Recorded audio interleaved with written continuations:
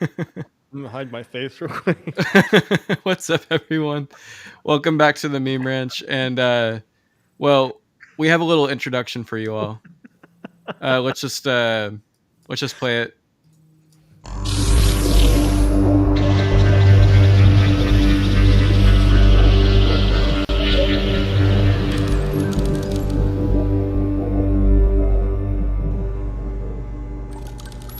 Lex Fridman is a faggot. Whoa. Was that AI? What was your reaction to that, Exfol? Surprise! I didn't know that was going to happen. Is that Do real? now do you understand why there were thousands upon thousands of droves of people that were getting blocked by Lex Fridman for liking that video? Actually, I don't understand that still. I don't get why he cares that much. What, but a bunch of fish tankers or like just MDE guys or what? Pretty much anyone. I mean, if I had liked that video at the time, whenever it was trending, Lex would have blocked me. He was going down the list of every single person who liked that video on X, and that was basically a very short-lived meme, but it lives on in people's hearts and minds. I think Lex has got galaxy brain level humor into him that was very funny, blocking everyone. Could be he's just playing into his whole like niceties kind of thing that he does all the time, where he's like, he can't be mean to someone, so the only thing he can do is like, it's kind of like he's so much like God that he can't even look at the meanness and the sin and stuff like that. He has to just shun himself to it, So let's address the question on the table tonight. Should he go on the Lex Fridman podcast? Should I go on the Lex Fridman podcast? It's a rhetorical question. No one's for sure asking it, but it's just preempting it because... it's philosophical. Should one go on the Lex Fridman podcast? Donald Trump did. One would have to weigh and consider a couple of factors here. One could say, do it for the clout. One could say, I don't want to subject myself to that. What would you do if you saw me on the Lex Fridman podcast? If I'm going to render judgment, we're going to have to look at a portfolio, some reference material. So can we pull up some reference material? Well, we do have today the Donald Trump interview. I feel like that would be, if there's going to be one Lex Fridman podcast that's going to be interesting, it would be that one. The leader of the free world. Quite possibly again. Like, how could that one be boring? Well, didn't you you told me something before we went live? You basically said the most interesting thing you learned on that podcast today with Trump was, do you want to say it?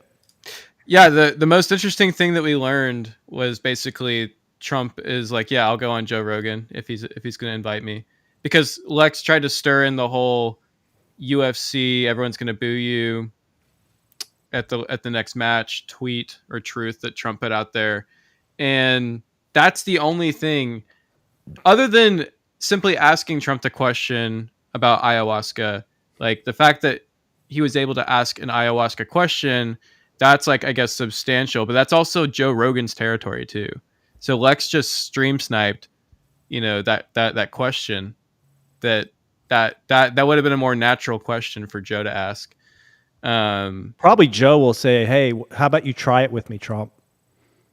Yeah, and Joe's gonna be the whole chat, and he's gonna like seduce Trump into his like mushroom trap or something. That's totally Joe Rogan territory. How dare he try and be hip and cool? Come take an ice bath with me, Trump. And then he's gonna send Trump on that whole meme saga where it's like, him and the the Buddhist temple. So but let's dive into the. Let's just pull up the Joe Rogan part. Okay. Safeway. Speaking of marijuana, let me ask you about my good friend Joe Rogan. So you had a bit of tension with him. So when he said nice things about RFK Jr., I think you've said some not so nice things about Joe. I think that was a bit unfair. And as a fan of Joe, I would love to see you do his podcast because he is legit the greatest conversationalist in the world. So what's the story behind the tension? I don't think there was any tension. And I've always liked him, but I don't know him. I mean, I only see him when I walk into the arena with Dana and I shake his hand. I see him there and I think he's good at what he does, but I don't know about doing his podcast. I mean, I guess I'd do it, but I haven't been asked and I'm not asking them, I'm not asking anybody. It sounds like a challenging negotiation situation. No, it's not. It's not really a negotiation. And he's sort of a liberal guy, I guess, from what I understand. But he likes Kennedy. This was before I found this out before Kennedy came in with us. He's going to be great. Bobby's going to be great. But I like that he likes Kennedy. I do too. He's a different kind of a guy, but he's got some great things going. And I think he's going to be beyond politics. I think he could be quite influential in taking care of some situations that you probably would agree should be taken care of. The Joe Rogan post is an example. I'd love to get your psychology about behind the tweets and the post on truth. Are you sometimes being intentionally provocative, or are you just speaking your mind?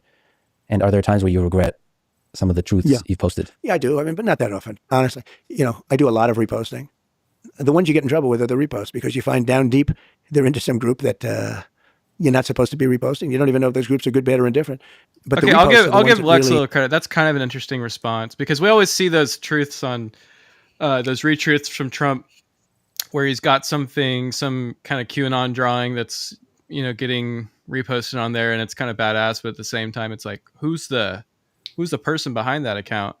And I think that he just sees stuff on there that's kind of cool, and so I guess the psychology question, like I'll give him that one. But again, as far as like profound, things, the only thing that we really got from this was like, yeah, I'll go on Joe Rogan, which maybe that's kind of what this is teeing up. That's kind of how I saw this. Like maybe some people are going to watch this podcast, but I guarantee you, I think that out of all the podcasts Trump's done in the last month or month and a half circuit, this one is going to be up there in the numbers, but the amount of people who actually dug it might be kind of like, I still think that the Theo Von interview was interesting, if not for the fact that it brought Trump down to sort of a tender emotional state, more so than when we normally see him. Plus, it's like Theo's just a way more. You know what I got from the Theo Von? I watched a few clips. So what I got was this is Trump talking to the MAGA base. Now, I have no idea what Theo Von's politics are, but he just seems like middle America. He just seems like me, He seems like some guy I would know in person. And I think that's what I saw when I watched Trump talk to Theo, is like, this is just a normal dude. He's not, and he happens to have a good podcast show, but he's not like Lex here, who is trying to be something. I think Theo's just doing all he knows. He doesn't have a backup job at MIT or something. This is everything for him. Let's get this. See, like this. Do you know anything? This ayahuasca question is just so like what's even the point of it? About psychedelics. So I'm not a drug guy, but I recently did ayahuasca. Yeah. And there's a lot of people that speak to sort of the health benefits and the spiritual benefits of these different Oh, I know the point of it. The whole point of it is to talk about his weed policy. That's basically what this is all about. Why not just talk about weed then? And they get into it. I think we would probably have a better world if everybody in Congress took some mushrooms, perhaps. Now, I know you stay away from all of that stuff. I know also veterans use it for dealing with PTSD and all that kind of stuff. So it's great, and it's interesting that you're thinking about being more accepting of some of these drugs, which don't just have a recreational purpose, but this feels like an ad placement for like a Denver policy tank or something like that. I think you should go on the show, Kalen. I don't know, man. Should I? Mm-hmm. Have they reached out yet? Man, but it's a matter of should I? I mean, that's what I'm thinking of right now. I'm not even thinking about the invite. I'm thinking about when that comes. Hypothetically, it could already be here, but let's just say, should I? should I go on Lex? Let's examine some more evidence and make up our minds. Well, okay. Here's one that I think is like really good to highlight to all you guys. Thanks for sticking around with us too on the stream. We love seeing all the faces in here. And one that really stuck out to me was right here where he basically lies in the beginning. This guy points it out. Let me show you what I'm talking about. And there's a lot of people listening to this, myself included, that doesn't think that Kamala is a communist. Then you're literally uninformed, Lex, because she said we need to achieve equality of outcome. She said this verbatim on camera in 4K like 5 different times. I made a video on it. She said, we need people to end up in the same place. That's a direct quote. She said on camera that we should seize patents from companies. And she said, quote, we could do that. When asked directly, you did say that. There is not a equivalency here of that rung my bell when I heard that. Fascist and yeah, so I mean, he's willing to basically. Nobody has the guts to do it. That's what she said. Something to that effect. Well, he sees everything so both sidesy to the point where he sees it more of how can we balance out the scales as much as possible. Okay, we'll give Democrats their fascist point. We'll give conservatives their, oh, maybe she's socialist, but we won't go full on communist. We'll give them the socialist one. That way we can kind of pretend like we're giving dings or putting weights on the shoulders of like both sides, when in reality it's basically giving a softball. Hasn't Fridman and Jordan been on a pod together? Jordan Peterson? Yeah. Yeah, they've been together. Did they not discuss the culture war? They did, I think. I mean, I think that Lex is just really he'll take anyone, just even me, and I think that Oh shit. Even you. Well, you haven't agreed to it yet, Kalen. That's what I'm saying, though. I mean, he will, though. No, but like Jordan Peterson is continually deconstructing postmodernism, continually deconstructing Marxist theory in postmodernism. And this is what drives me crazy about all these podcast bros, is they act like they're so middle of the road. It's like they don't learn anything from any of their guests. It's just like in one ear, out the other. I'm just here to talk to the next guy who's in front of me and act like I don't know anything. It just drives me crazy. Wow! Look at this. This is scary. Oh wow! We got 3 in a row from 3 different accounts. What's up, Egon? Oh, I have. See, I came prepared with this. Look, check this out. So there was a previous Lex Fridman episode with Shank Euchre where one commenter said that Lex should have Aegon on a future episode. And yeah, that's in reference to you all, you 3 bots, joining in, ruining this perfect CIA rendition of. Actually, yeah, we were going to talk about the CIA, rumors in connection to Lex.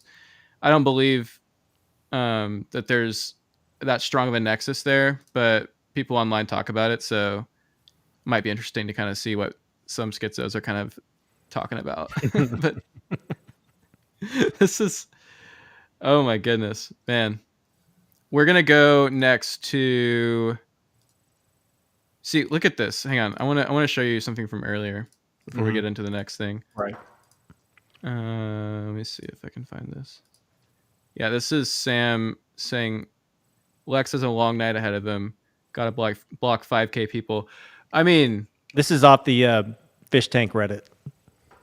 Yeah, I mean, this is basically kind of talking about, I think, why, like a discussion on the Sam hatred for Lex.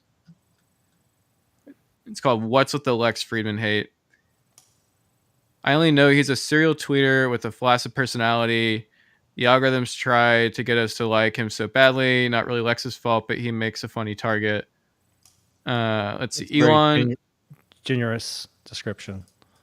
Elon is homies with him. That's why he gets privilege. Rogan, homie, and Rogan, homie, passing privilege is real. What?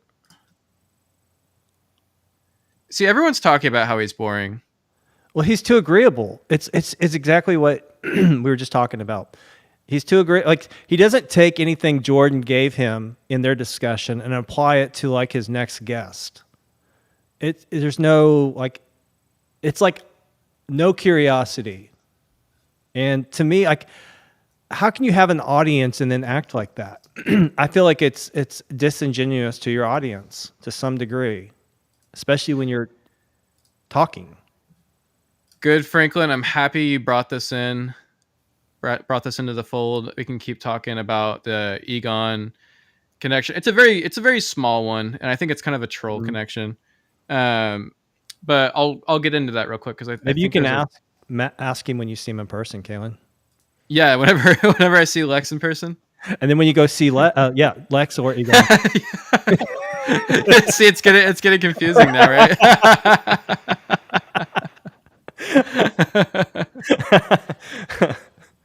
Oh, that's so funny.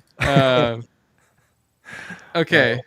No, where's the... Yeah, it has something to do with their certification. Good, Franklin, if you have that link, because I know what you're talking about, but I can't find it right now.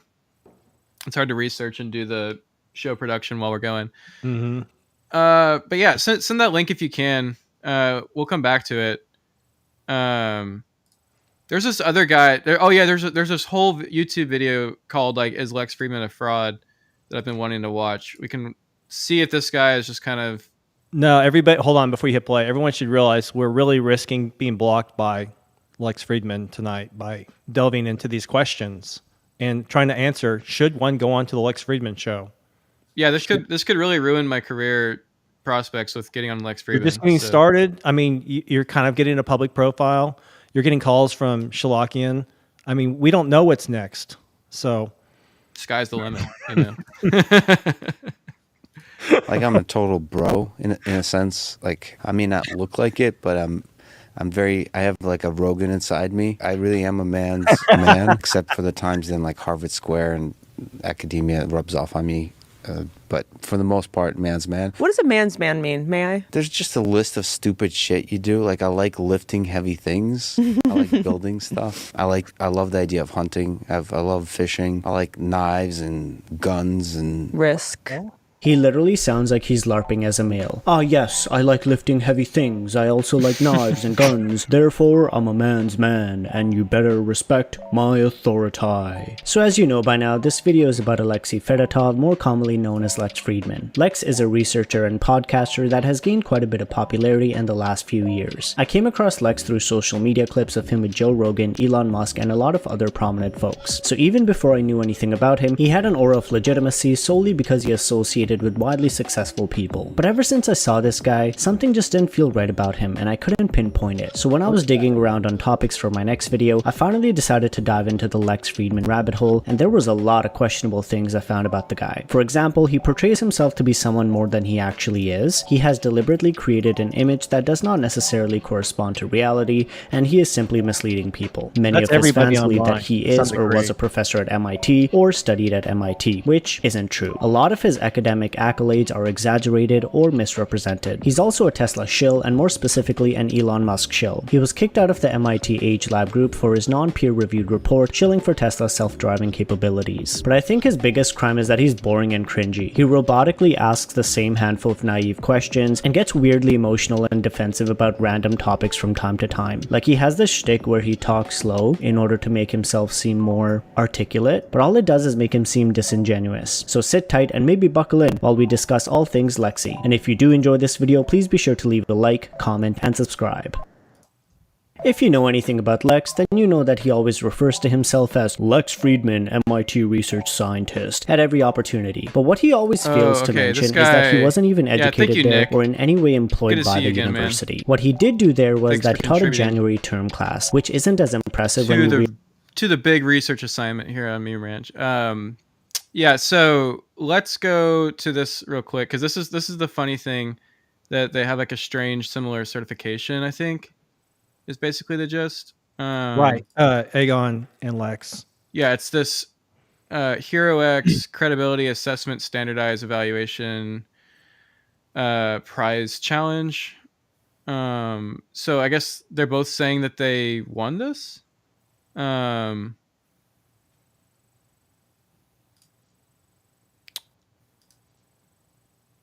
Yeah, and there's the same one on Aegon Shalakian's. So what is Hero X?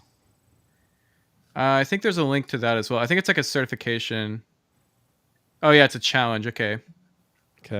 Challenge certification. It's like, it reminds me of these like hackathon things that nerds do. Right. We didn't intend to do a 6 degree of separation from Aegon Shalakian tonight, but damn, it just kind of worked out that way. I know, right? Maybe there is some other like more nefarious, deeper connections here that we didn't really realize. Yeah, I believe it's on LinkedIn. I'll go to the last one just to humor you. He has okay. Upon interrupting my pre-9/11 early retirement some 14 or so years back, I once again became active as an intelligence educator.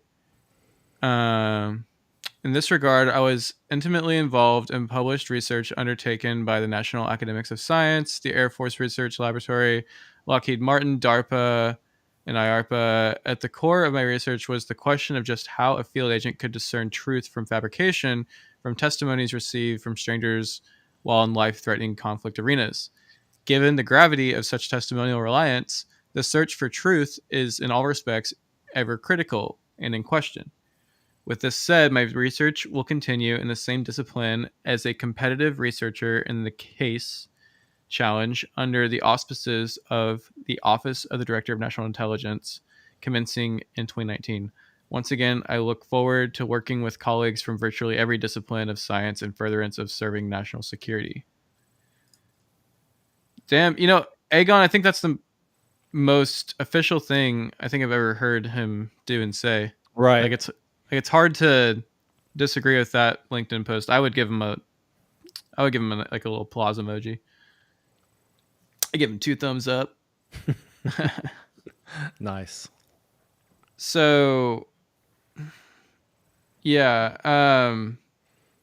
it is an interesting nexus. I just think this is the one that I see a lot of people talking about having just kind of it being like a funny coincidence. Do we have the video clip of Lex Fridman with Sync where it comes out up about Aegon? No, it was someone who commented on that video. Oh, I thought it came up in the conversation. I don't think so, no. My bad. No, it was someone who just commented on it. But yeah, let's see. There's another one. We can go back to that video.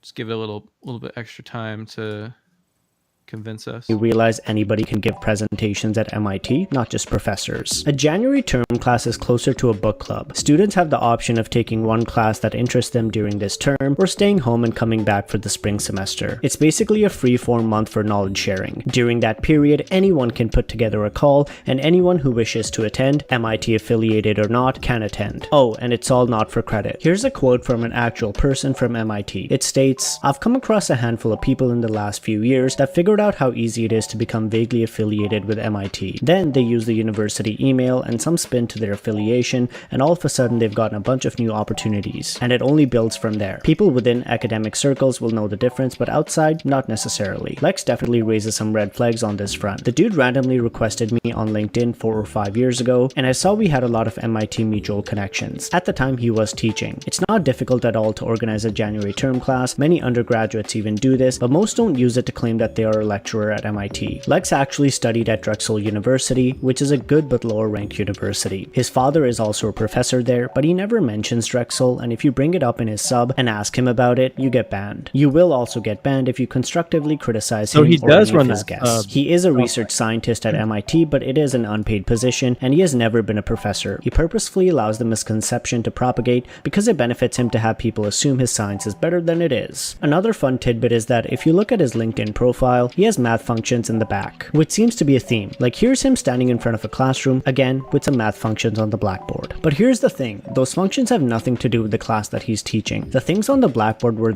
interrupting this to say, yes, there is a Meme Wrench Discord. It will be open soon. We are still working on the shop and getting that ready for you guys. So you guys may have seen Leon in another stream we've done, and he's kind of come on part-time here at Meme Ranch, and so we're getting organized on various fronts, and that's one of them. So very soon. Yes. Also, DM us on X. Sorry, I can't get into the Twitch Whisper right now because I have to verify a phone. But Nick, NK Sutton, Nathan, give us a DM on our X, and we will look into what you're putting up there. But yeah, let's go back to this real quick.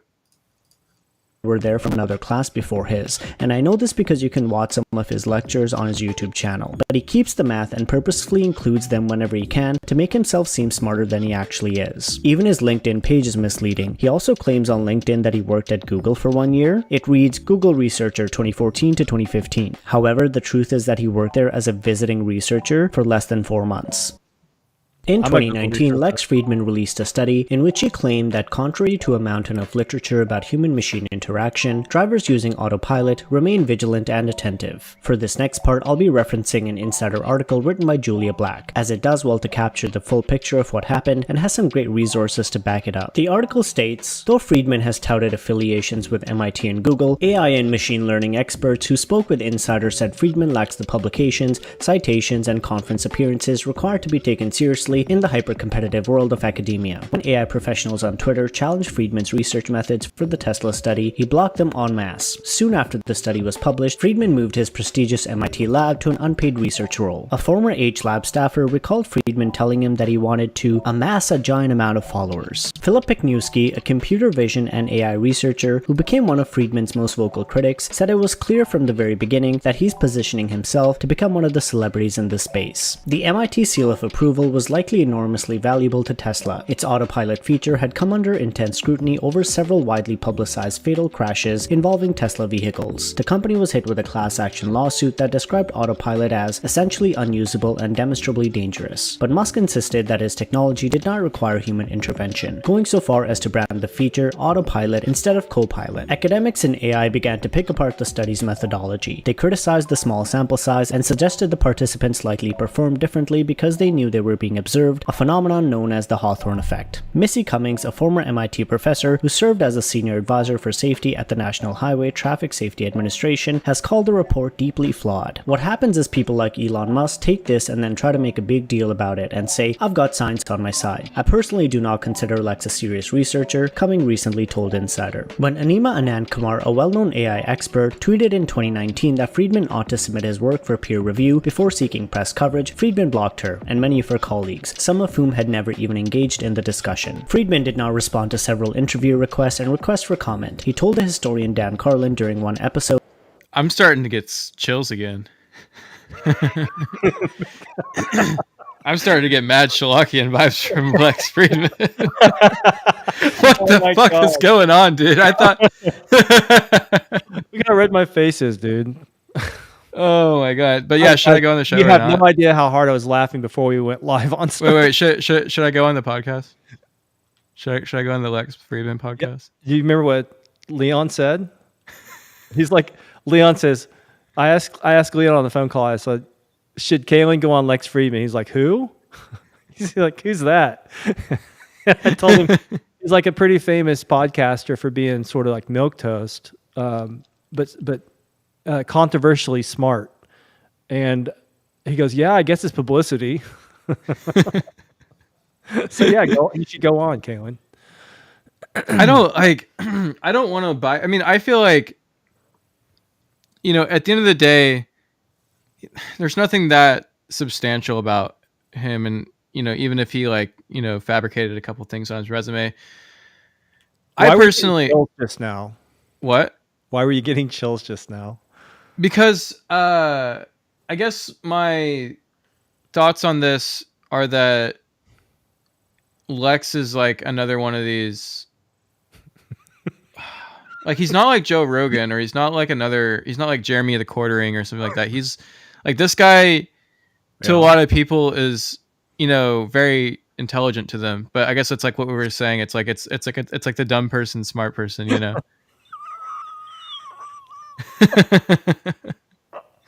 It's just, the idea that this is like a character. He's another like, persona. overly, like oddly overly credentialed internet personality, right? Yeah, why lie about it, bro? He needs the LinkedIn.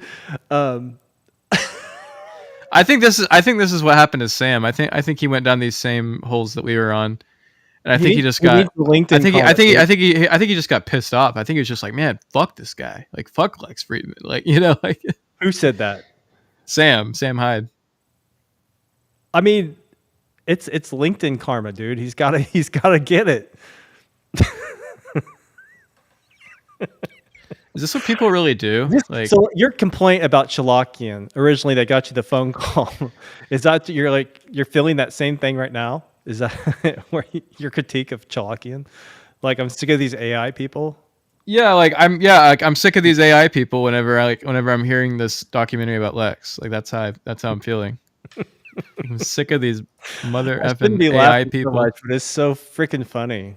So journalists annoy the hell out of me. So I understand from Putin's perspective that journalists can be seen as the enemy of the state. Many of Fridman's peers had another reason to be suspicious of the study. Fridman's admiration for Tesla CEO was well documented. He was an active participant in Tesla fan forums. He'd been photographed with Musk's boring company flamethrower, and in a 2018 tweet that's since been deleted, he asked Musk to collaborate on a fully autonomous cross-country drive. Musk had even tweeted about Fridman's Tesla-friendly research in the past. One former MIT colleague of Fridman said many people in their field believed that being closely associated with Musk could be a career boon. Lex was relatively excited to get in touch with Elon Musk and get into his good graces, said the former colleague, who asked to remain anonymous to avoid professional. Yeah, so it's like there's a line in The Life of Pablo, like the opening track where Chance the Rapper is like, I met Kanye West, they ain't never gonna fail, or something like that. And then, that was such now. Yeah. That's basically what that reminded me of. I ain't never gonna fail for 5 years. Professional repercussions. It's fair to say that his plan worked, because 2 weeks after releasing the study, he got invited to do a podcast with Elon Musk, and then later went on to be invited to Joe Rogan. Since then, his podcast has really boomed, so his career definitely benefited, but his academic integrity, not so much, because he was kicked out of the MIT Age Lab group after his non-peer-reviewed report shilling for Tesla's self-driving capability. A trend that I noticed on Lex's podcast is how much he really talks about Elon. He will bring up Elon at the most random times and ask his guests weird ass questions about Elon. Like, here's a compilation I made of him saying Elon's name for 1 minute straight. A guy named Elon Musk. Elon Musk. Elon. Oh, dude, that's a hot rap song. Elon is Elon. Elon Musk. Elon Musk. Elon Musk. Elon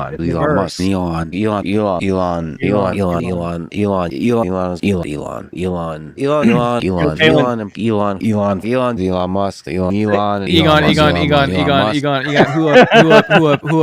Who up, Egoning their Shalakian. Dude, you gotta save. We've got to save this link, okay, or put it in our Meme Ranch chat, so Leon and I can sample that for a song.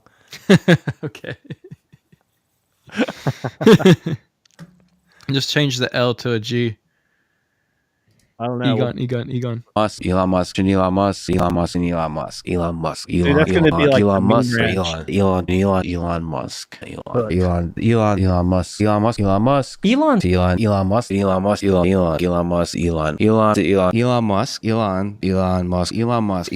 Sounds so gay. The more he says it, the gayer it gets. Elon is Elon Musk, Mr. Musk. Elon Musk. Elon Musk. Elon Musk.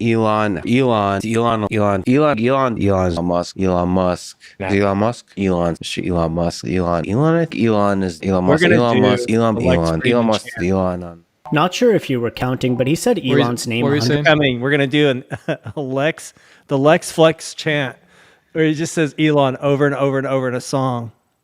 We're gonna call it the Lex man, Flex. I can pump some iron to that. Dude, that's the Lex Flex. Like, he's dropping the cloud I can like guns and like lifting weights to that, The Lex Flex.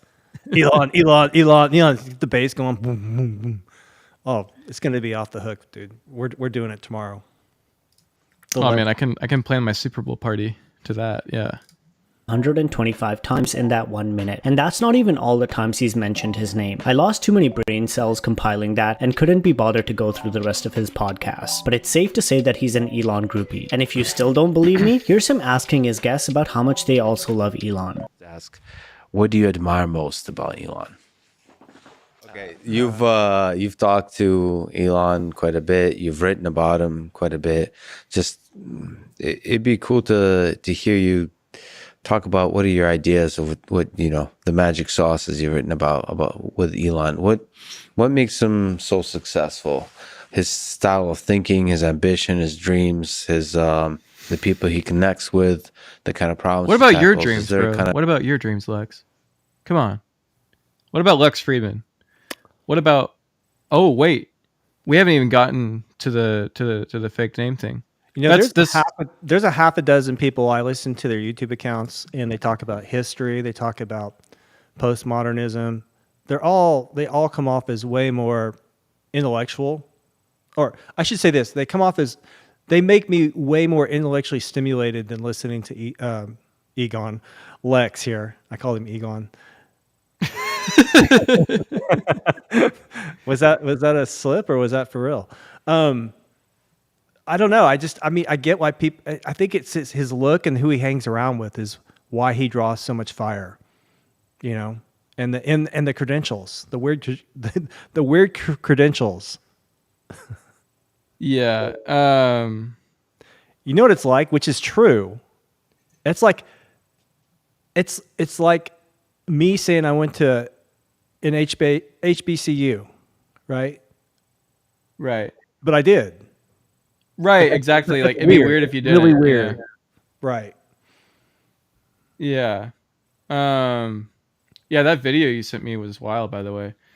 So here's this DNI which video document. I wanted to show you. This is unclassified DNI production workload statistics report with case listings. I know that sounds like a mouthful, but bear with me here for a second. This is something Mike sent me last night. Shout out, Mike. Hey, Mike. This is something that'll get you guys going. Probably not. This is very standard. I think most people know about this. Maybe, I don't know. But so this was a FOIA, and if you scroll down to the second page here, I forget where it's at. Oh, here it goes. It's this line that says DF 2023 00085. It says any documents or communications to or from the office of the Director of National Intelligence, either internal or external, regarding the MIT research scientist and podcaster Lex Fridman, born Alexei Fedotov, August 15th, 1983, in Russia. Another Egon connection, sort of, right? No, it's not really. But I just think it's interesting. A lot of people forget that he changed his name. We were talking about it before the show that, we think it just seems like he's trying to appeal to American audiences. Yeah, I think that's an Americanized name. Mm-hmm. But it's interesting. He does hide it on his main Wikipedia. He doesn't want that name to be listed on his main Wikipedia. But I don't know, where is he tilted toward? Is that guy, that CIA guy that he interviews sometimes, does he know something that we don't? Andrew Bustamante? Yeah, Bustamante, this guy. Who else did you meet that you've looked at and thought, you should really consider a little change of career here? I'm trying to think of who else I would know that other people would know too. So when I look at celebrities, right? Dennis Rodman would not make a good spy. It'd be really, really hard to put that guy in disguise. It'd be really hard between the piercings and the tattoos. It's hard to make that guy not look like Dennis Rodman. Or whatever he is as well. Yeah, that's tough, right? But then you have folks like Tom Hanks. Tom Hanks is your perfect spy. Not only is the guy a great actor, but he is incredibly forgettable. He's just a forgettable white guy. Even as I say Tom Hanks, people might have a picture of one character in their brain, probably the guy from Forrest Gump. Does that guy look like a threat? Nope. If Daniel Craig walked into a room, would you notice him right away? Fuck yes, you would notice him right away. You'd either be jealous of his good looks. I think the internet would argue with him over if Tom Hanks is a threat. I think he's wrong there, but whatever. I think the point is it's just like Tom Hanks is like he's not like an attractive James Bond style spy. No, he's like mayonnaise with brown around the lid. Yeah, I think that's he's basically just saying like people who look like that. Mm-hmm. Dang, all right. Oh, he's talking about okay, yeah, he's just catching up from earlier. Yeah, man. I mean, don't put a lot of work into it if it's too much, but definitely if you want to do it, send it over.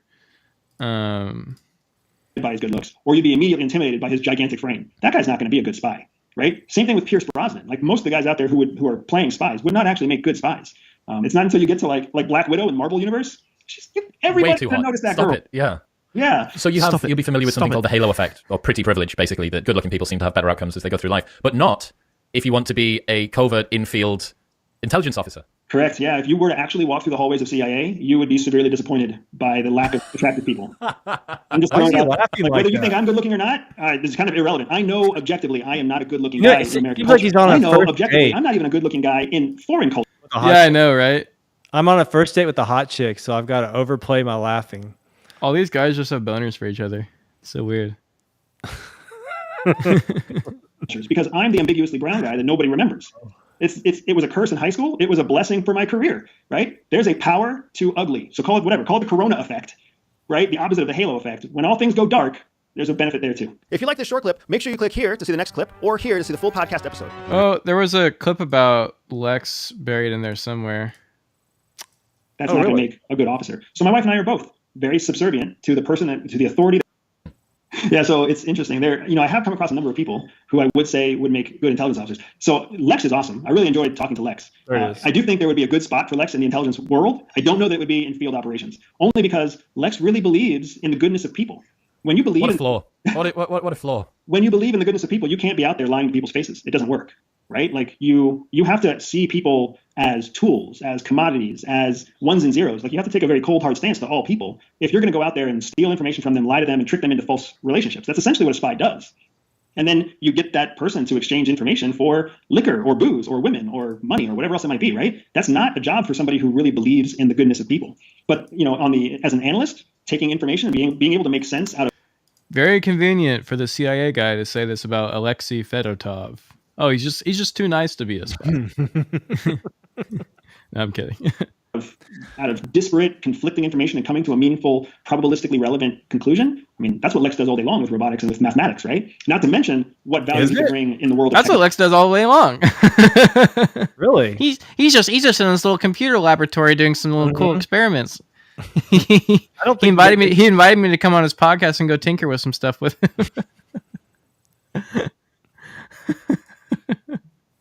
It's not even that funny. I mean, he didn't say anything about self-driving cars. I want to go back to this fraud video. That was actually pretty interesting. Yeah, this guy kind of not doing it for me at the moment. Yeah. Kind of comments you can make about what makes him special. What do you think about Elon as an engineering leader? Having to experience him in the most chaotic of spaces, I would say. Easy. Can you psychoanalyze Elon in that aspect? Like, is it just he can't help it? He must see the change that he hopes for in the world. How do we get more Elons? What do you admire in the name of love about Elon Musk? What do you admire in the name? Can you psychoanalyze Elon in that aspect? Like, is it just he can't help it? He must see the change that he hopes for in the world. How do we get more Elons? Well, you just spoke at the best part, dude. Of love about Elon Musk. What do you admire? It goes, how do we get more Elons? I know. How do we get more Elon? Lex Fridman is going to know us from the Lex Flex song. Oh yeah, that's gonna be. He's gonna know. That's gonna be a bop. He's gonna know Meme Ranch from the Lex Flex. I can already hear it right now. Leon's gonna be like, "What the fuck am I making?" In the name of love about Elon Musk. You can tell he loves all the perks of being BFFs with Elon and will chill so fucking hard to not lose them. All in all, Lex Fridman just comes off as very fake to me. He attempts to cultivate the image of an intellectual warrior slash philosopher slash poet, but in the end, he fails at all of them. He misrepresents his role at MIT to make himself sound more accomplished than he really is. He faked his paper on driver inattentiveness in self-driving cars to curry favor with Musk. He's overwhelmingly dull, but is he a fraud? I guess it's up to you to decide, and I'd like to hear it. Let me know down in the comments what you think. And before I sign off, here's a couple more excerpts from the Insider article that I felt were worth sharing. An AI expert who knows Fridman thought that perhaps the podcast host abandoned academic rigor in pursuit of fame. It's almost as if he sold his academic soul to get an interview with Musk, the expert said. Another quote states, Nassim Nicholas Taleb, the mathematical statistician known for writing the book The Black Swan, blasted Fridman on Twitter in January, sending mail with heading, "Quick note from MIT, when podcast has nothing to do with MIT is shoddy as hell," Taleb tweeted. Taleb said he turned down 10 invitations from Fridman to appear on his podcast. "I have been convinced that there is something that is not solid about the person," Taleb told Insider. And your bullshit, because I hope I'm somebody you can trust. I don't fucking trust you. A few moments later. I gotta tell you, I have to be honest. This is silly because you don't know me, but it hurt when you said you don't trust me. You kind of lost me. I don't think anyone's ever said that to me. I don't know, man. Fuck that. I just thought you were one of the greatest artists ever. It'd be cool to talk to you. I never had anyone say that to me. Maybe I'm just being a mess about it, I guess. That's fucked up though. Wouldn't that be interesting if like if we travel in time like multiple centuries where the entirety of the communication of the human species is like humor? Like it's all just jokes. Like we're high on probably some really advanced drugs and we're all just laughing nonstop. It's a weird like dystopian future of just humor. That's the end of the Lex Flex song right there. That little outtake. That'll be the end of it. You gotta get the I don't trust you. I don't trust. That's how it's gonna start. Yeah. Elon. Man, I miss Leon. I wish he could have been on this one tonight. I think he's probably worn out. Yeah. Well, I think this might be a good place to wrap it. I want to hop on and do a midnight gaming stream if anyone wants to join. Are you going to continue this stream or are you going to start up another one? I'll start up a new one. Yeah. So if you guys want to join in on that, what are you going to be getting a little juice left out of the Black Ops beta. It's actually pretty fun. Omni movement. It's something. There's something there, you know. Maybe not good for Lex Fridman though. It's a little and you will up to par. You will continue the chat during gameplay if people want to. Yeah, I'll be here responding with those up egoning the Sherlockians. Yeah, so if you want to give me a panic attack and send relentless spam, with he's not kidding. Yeah, no, it will send chills down my spine. It freaks me out every time that happens. It's gonna happen for a little while. Sorry, guys. All right, you guys heard it here tonight. We're gonna do the Lex Flex featuring outtakes of Elon's name during his podcast. Yeah, stay tuned for it. It's gonna be coming. Good. It's coming. All right. See you guys next time.